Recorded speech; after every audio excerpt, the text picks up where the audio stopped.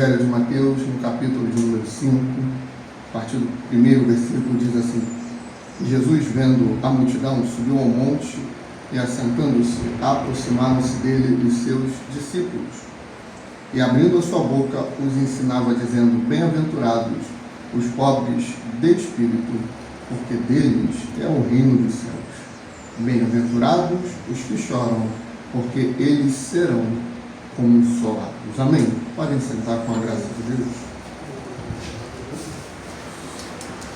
Queridos, falando sobre o Sermão do Monte, nós já trabalhamos introdutoriamente o conceito da encarnação do próprio Deus.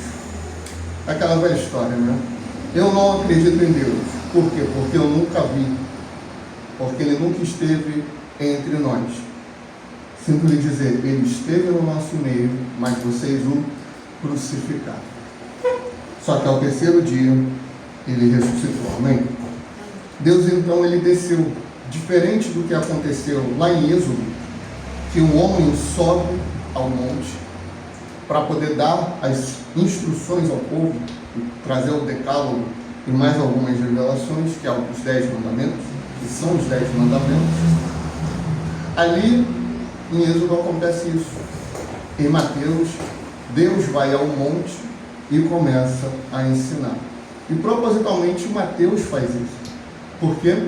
Ele escreve para os judeus. Então ele está fazendo uma correlação daquilo que Moisés foi para Israel e daquilo que Cristo é para com a igreja.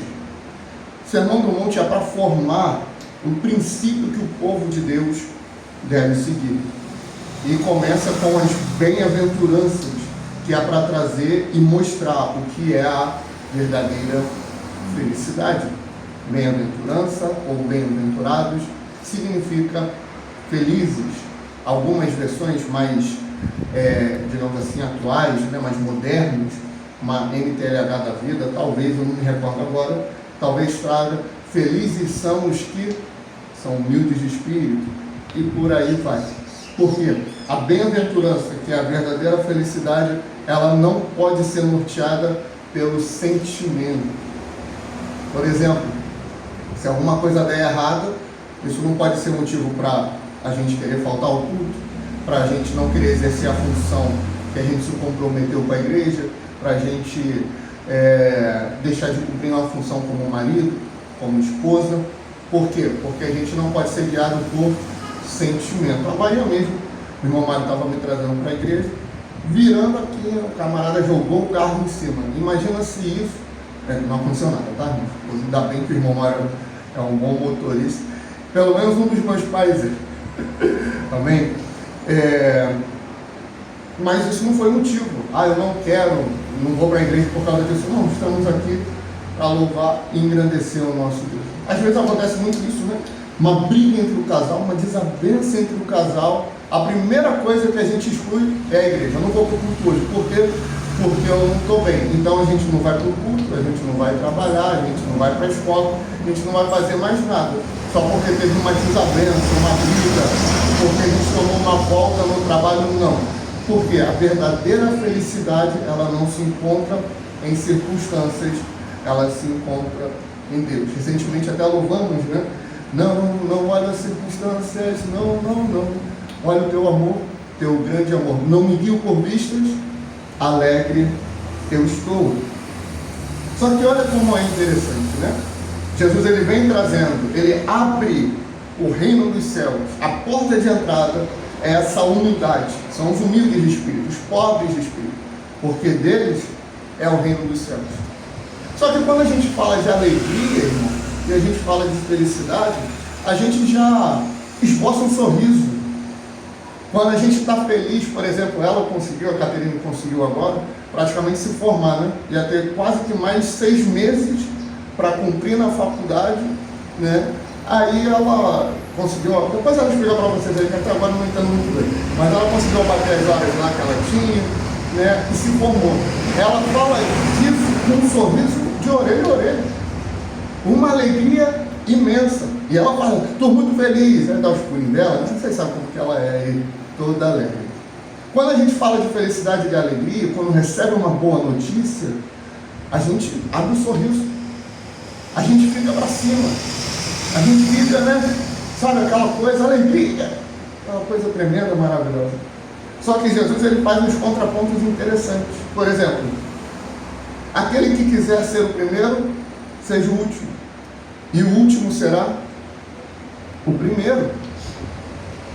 Aquele que quiser ser acima de todos, sirva a todos. Ele traz uns contrapontos. E aqui ele faz mais um. Primeiro, quem é que vai herdar o reino? É o filho do rei? É aquele que é grande nessa terra? Não, é humilde. Deles é o reino do céu. E quem é que é feliz? Quem é que é bem-aventurado? Dentro daquilo que Jesus fala, os que choram. Agora, que tipo de choro é esse? É aquela autopiedade? É aquele coitadinho, aquele infeliz, aquele que está desgostoso de viver? É aquele que só fica contando derrota? E eu não estou dizendo aqui, indo para uma linha de teologia da prosperidade, coach, aquela coisa, né? Que a gente vai receber a vitória, que o crente não pode andar derrotado. Eu não estou falando disso, não. Mas você conhece, se você não for aquela pessoa que só lamenta, só lamenta, só lamenta, né? É um bom reformado, né? Porque na reforma protestante tem os 5 solas, né? Sola Escritura, sola gratia, sola fide, sola Cristo, sola Deo agora. Só que esse irmão, ele criou o 6º sola, que é o só lamento. Só lamenta, só lamenta, só lamenta, só lamenta. Só chora, só chora, só chora. E às vezes a vida dele está até tranquila, mas ele inventa algumas coisas porque tem essa síndrome, tem vive nessa coitadolândia, que tudo está ruim, que tudo está mal. É o vitimista, é aquele que tem aquele complexo de perseguição. Olha, a pessoa olhou torta para mim, a pessoa falou torto comigo, a pessoa não veio falar comigo, a pessoa veio falar comigo. Ou seja, a pessoa se coloca em uma berlinda, em uma sinuca de bico, porque qualquer coisa que o próximo faz, ela acha que está sendo perseguida, como se tudo fosse contra ela. E não é. A pessoa que está sempre insatisfeita, você conhece esse? Aquele que nada está bom, meu irmão.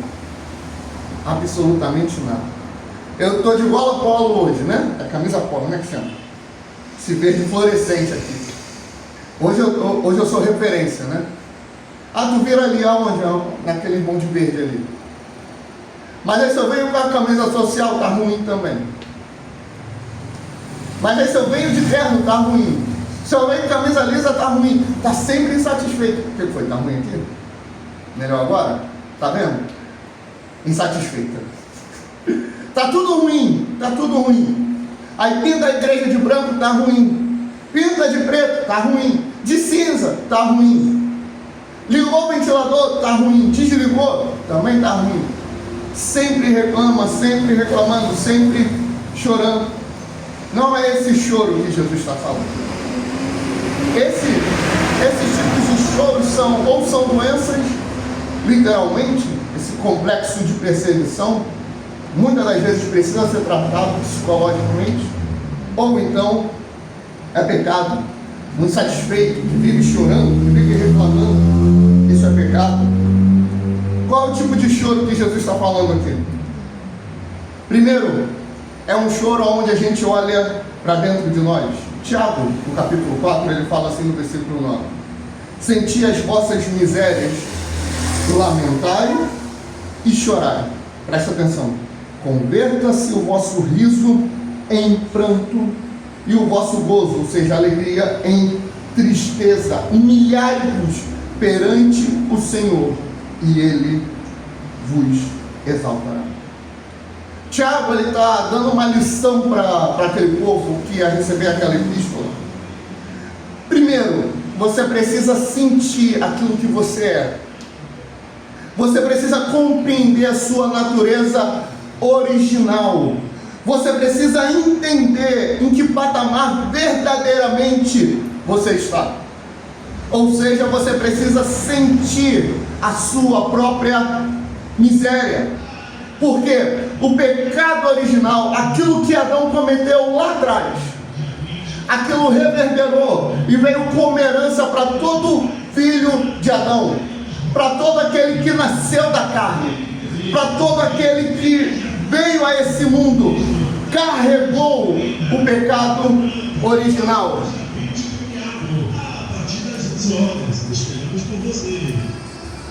Deixa ela colocar ali e deixa passar o propaganda, né? Então, recapitulando, todo ser humano carrega o pecado original e precisa compreender a profundidade disso. Basicamente, irmãos, ter a consciência que nós somos miseráveis, que nós somos pó, que nós somos pecadores, é olhar para o pior criminoso que existe e falar: espiritualmente eu sou igual a ele. Espiritualmente eu sou tão pecador quanto ele é criminoso aqui nessa terra. Quando a gente tem alguma dúvida e a gente quer se colocar um pouquinho melhor do que qualquer pessoa, nós estamos pecando mais ainda. Eu vou te dar um exemplo. Lucas, ele vai narrar a parábola que Jesus conta do pecador, né, que era o publicano, e do fariseu. O fariseu, ele vai orar mesmo. Ele ora e fala: Senhor, graças te dou, porque eu não sou como este publicano. Eu dou o dízimo de tudo quanto tenho. Eu jejuo 2 vezes por semana. Em outras palavras, na versão Vitor atualizada, ele está falando assim: eu faço e eu aconteço. Eu prego toda semana. Eu ensino. Eu dou esmola. Eu visito os hospitais. Senhor, graças eu te dou, porque eu faço e eu aconteço. Aí o publicano, ele sobe e vai orar diante de Deus. Meia dúzia de palavras. Sabe o que ele fala? Tem misericórdia de mim, porque eu sou pecador. Olha a diferença. Um chega e fala do que faz, o outro chega e fala do que é. Aí Jesus pergunta: quem vocês acham que desceu justificar? O publicano ou o fariseu? Entende a diferença? Quando nós vamos diante de Deus, a gente já até incorporou nas nossas orações. Só que o problema não é que a gente não fala disso, o problema é que a gente não sente isso. A gente vai diante de Deus e fala assim: Senhor, ou melhor, né? Pai amado, Pai querido, eu me coloco, é assim que a gente começa, né? Pai amado, Pai querido, eu me coloco na Tua presença pedindo perdão pelos meus pecados. E acabou. E já começa a pedir as outras coisas. A gente vai pecando no atacado, pede perdão no varejo, sabe? A gente vai: Senhor, meu Deus e meu Pai, eu peço perdão pelos meus pecados, pelas minhas falhas, pelos meus erros. Senhor, eu peço que o Senhor abençoe a igreja, abençoe a minha família, a minha esposa, e acabou. A gente não sente o que a gente é. A gente não absorve, não entende a nossa condição original. Queridos, a partir do momento que a gente entender a fragilidade que a gente tem como pecador, e a gente chorar por isso, a gente vai entender o valor que a cruz tem. A gente vai entender o valor da cruz e do Filho de Deus morto, do Filho de Deus mutilado lá, do Filho de Deus torturado naquela cruz. O motivo daquilo não foi para fazer a gente feliz, o motivo daquilo não foi para nos dar uma alegria, o motivo daquilo não foi para dar um carro, para dar uma casa. O motivo do Filho de Deus ser torturado e morrer na cruz do Calvário foi para nos trazer redenção, porque nós somos miseráveis. Senti as vossas misérias. O cristão, ele precisa lamentar o pecado original. O cristão precisa lamentar suas verdadeiras motivações, porque tudo é vaidade. Tudo é vaidade. A gente quer determinadas coisas, na maioria das vezes é vaidade. Precisamos chorar por isso. A gente precisa lamentar sobre os nossos vícios. Aí quando a gente fala disso, a gente se remete à pornografia, ou a drogas, bebidas alcoólicas. Mas não é só isso, é isso também. Mas existem muitos vícios que a gente vai cultivando no dia a dia que a gente não percebe. E o problema é que a gente só olha para o pecado. Mas a gente tem que entender que é pecado tudo aquilo que nos afasta de Deus. Tudo aquilo que nos tira da direção de Deus. Todo vício, aí a gente pode falar de celular, a gente pode falar de televisão, do futebol com os amigos, tudo isso, nada é pecado, mas se nos afasta e toma muito tempo, é um vício, então se torna um pecado. Essa convicção, ela é necessária, ela precisa trazer um impacto poderoso, irmãos, na nossa vida. A advertência que Tiago traz para os judeus ali, que estavam dispersos. Olha, não se enganem, Tiago 1,16, não vos enganeis. Não vos enganeis pela gravidade do pecado. Não suaviza o pecado. Não ignora a gravidade do pecado. Não ache que o pecado não tem gravidade.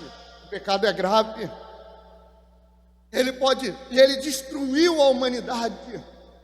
O Senhor fala para Adão, lembra?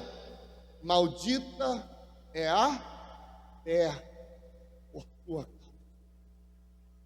Pelo que tu fez, Adão, a terra se tornou maldita. O globo terrestre, e sim, é um globo, não é plano, amém? O globo terrestre foi destruído, foi amaldiçoado por causa do pecado, irmão. A doença existe por causa do... Eu não estou falando que sempre que ficamos enfermos é pecado, porque se for assim, eu devo estar em pecado mor, né? Porque toda semana eu tenho um negócio. Eu não estou falando isso, mas o fato de existir a doença é porque houve pecado lá. No céu não tem doença, amém? No céu não tem enfermidade, amém? Não existe.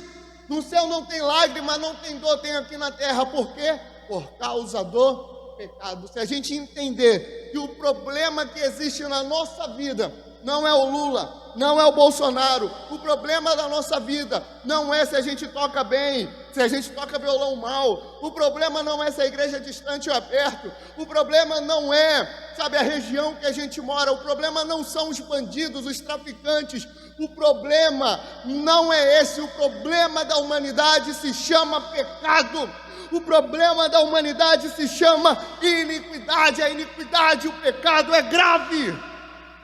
Acabou com a terra, acabou com a criação. Quando não há essa convicção, a gente está morto. Quando a gente não entende a gravidade do pecado, estamos mortos. Quando há convicção de pecado, é como se a gente fosse curado de Alzheimer. Tudo que vivemos e deixamos de viver fosse injetado em nossa mente como lembrança. A gente precisa entender e ter essa convicção. Olhar para dentro de nós. Porque se a gente é humilde para receber o reino dos céus, a gente olha para a gente.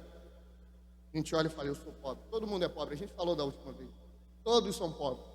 A diferença é quem reconhece. Ninguém é rico diante de Deus, rico de espírito, bam. Ninguém rivaliza com Deus. Teve um que tentou rivalizar, né?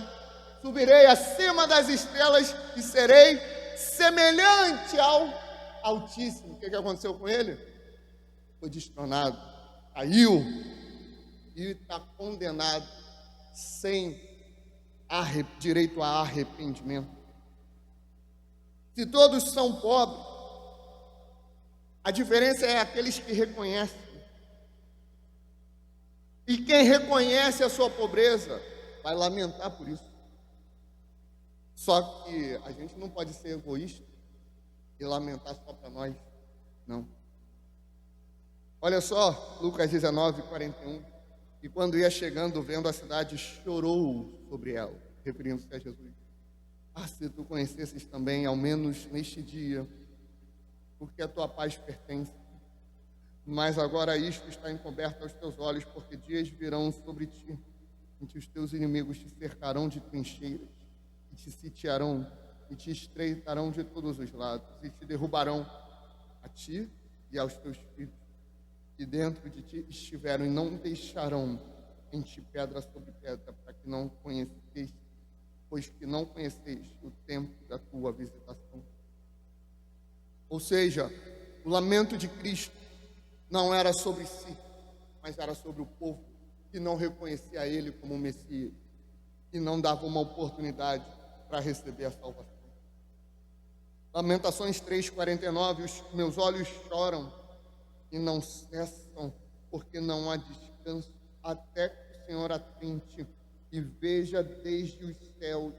Os meus olhos entristecem a minha alma por causa de todas as filhas da minha cidade. Olha só pelo que Jeremias estava lamentando. Em outro momento, em Lamentações, Jeremias fala assim: olha, de que se queixa o homem, queixe-se dos seus próprios pecados.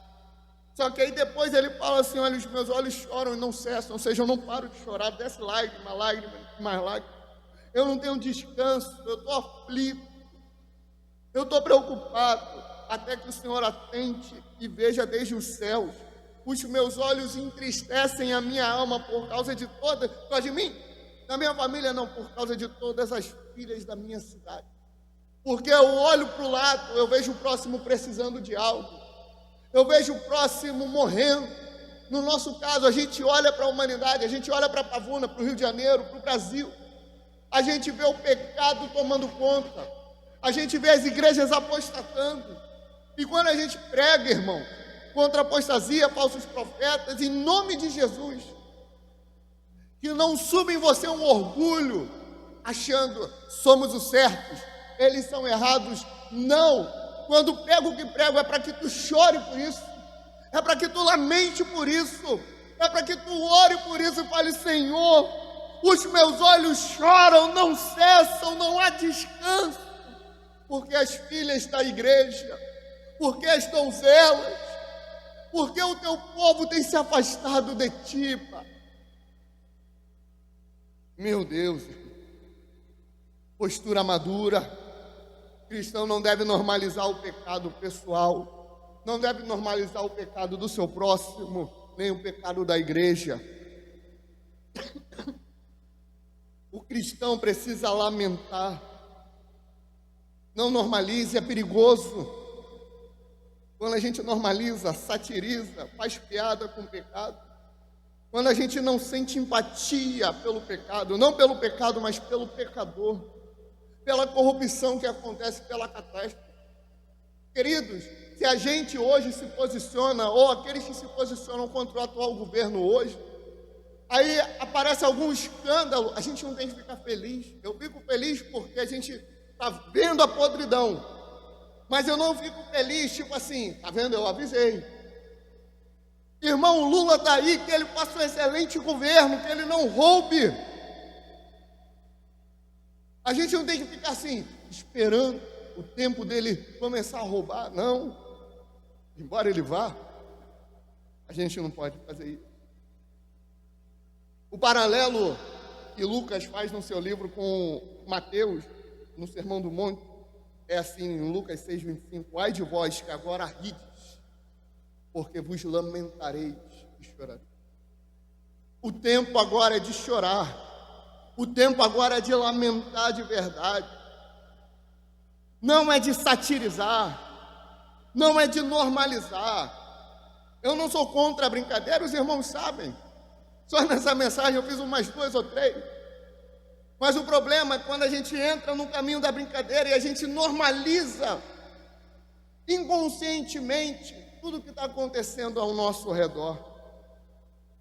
Aí é um problema muito grande.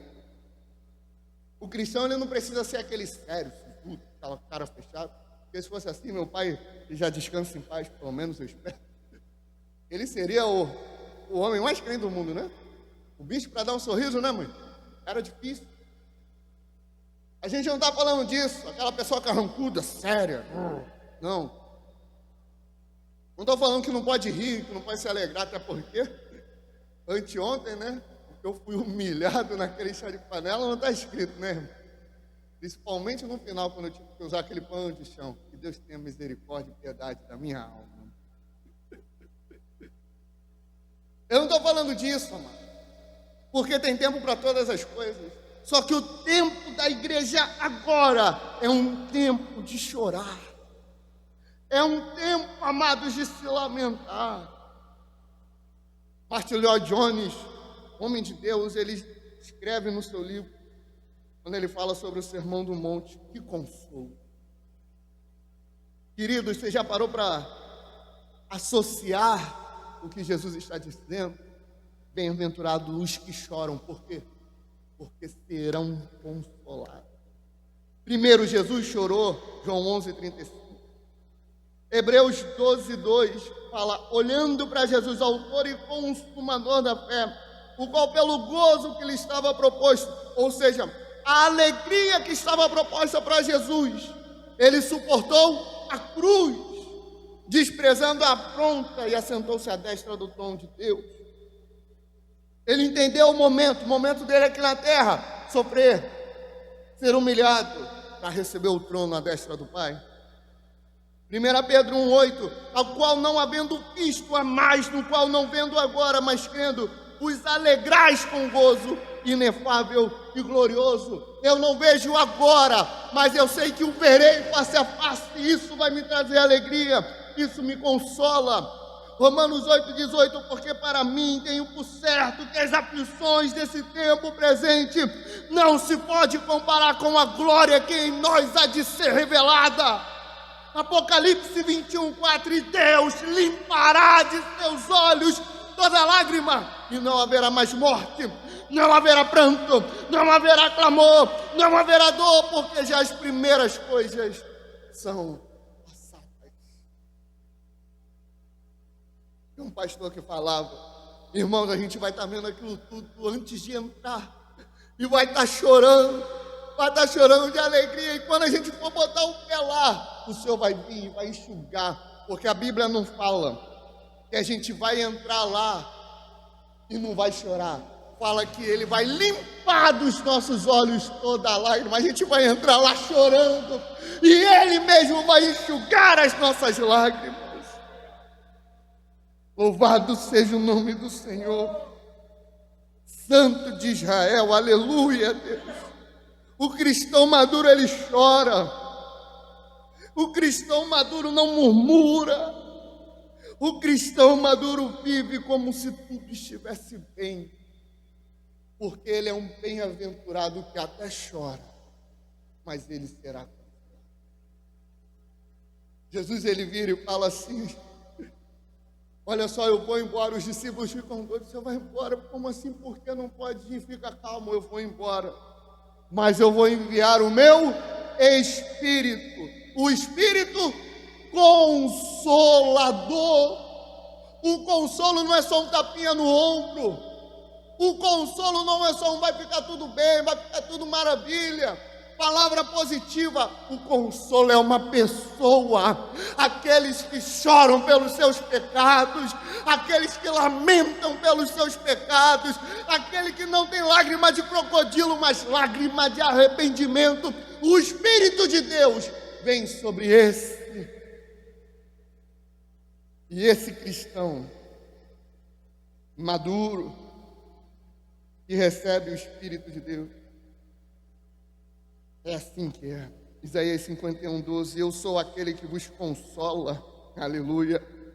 Quem, pois, és tu para que temas o homem que é mortal? Ou o filho do homem que se tornará em erva? E te esqueces do Senhor que te criou, e estendeu as suas mãos e fundou a terra, e temes continuamente todo dia o furor do angustiador, quando se prepara para destruir. Pois onde está o furor do que te atribular? É Ele quem nos consola. O cristão maduro, ele age dessa forma. 2 Reis 4:26 e 27. Agora, pois, corre-lhe ao encontro e diz-lhe, vai bem contigo? Vai bem com teu marido? Vai bem com o teu filho? E ela disse, vai bem, sunamita. Chegando ela, pois, ao homem de Deus, ao monte, pegou nos seus pés, mas chegou Geazi para retirá-la. Disse, porém, o homem de Deus, deixa, porque a sua alma está triste de amargura e o Senhor me encobriu e não me manifestou. O que isso quer dizer? Essa mulher não podia ter filho, mas o homem de Deus, Eliseu, abriu-lhe a madre, operou um milagre. O filho nasceu. Só que depois que o filho nasceu, pouco tempo depois, ele veio a morrer. Aquela mulher estava chorando, aquela mulher ela estava triste. Ela coloca o filho no animal e começa a ir até o homem de Deus. Só que as pessoas interpelavam ela pelo caminho. Sabe quando você anda na rua? Ô fulano, tá tudo bem? Ô, bom dia, bom dia. A mulher estava assim. Ô mulher, como é que você está? Tudo bem. Ô mulher, como é que está teu marido? Está bem. Aí tocam na ferida. Mulher, como está o teu filho? O que ela fala? Está tudo bem. Ela não andou por aí lamentando para os outros, na coitadolândia, chorando miséria. Ela não fez isso. Ela foi caminhando.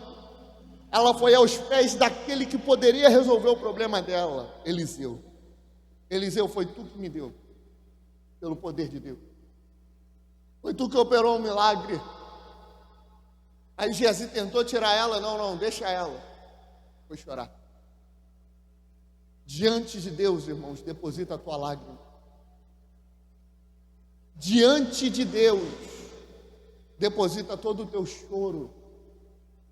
Inclusive é por isso que o salmista fala: o choro ele dura uma noite, mas a alegria, irmão, ela vem pela manhã. O cristão maduro também tem problema. Algumas coisas na sua vida também dão errado, mas ele lembra da sua condição original, pobre, mendigo, dependente de Deus. Recorre a Ele em choro e oração, profunda devoção, e experimenta mais e mais e mais. Profundamente mais no Senhor. Não se deixe cair na soberba. Não. Sinta a sua miséria.